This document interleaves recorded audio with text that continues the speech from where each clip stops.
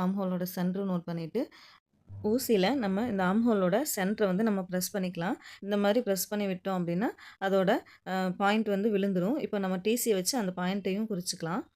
இப்போ பேக் பீஸ எடுத்துறலாம். இப்போ இந்த பாயிண்ட்ல டீசிய இந்த மாதிரி குறிச்சுக்கோங்க. இப்போ ஸ்கேல் வச்சு நம்ம ஒரு பாக்ஸ் போட்டுக்கலாம் இந்த மாதிரி.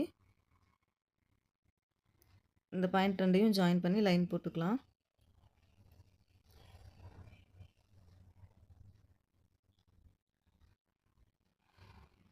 இந்த சென்டரையும் நம்ம கிராஸா லைன் போட்டுறலாம்.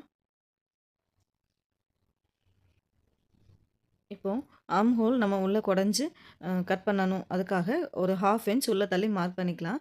மார்க் பண்ணிட்டு கர்வ் ஸ்கேல வச்சு நம்ம இந்த வளைவு போட்டுக்கலாம்.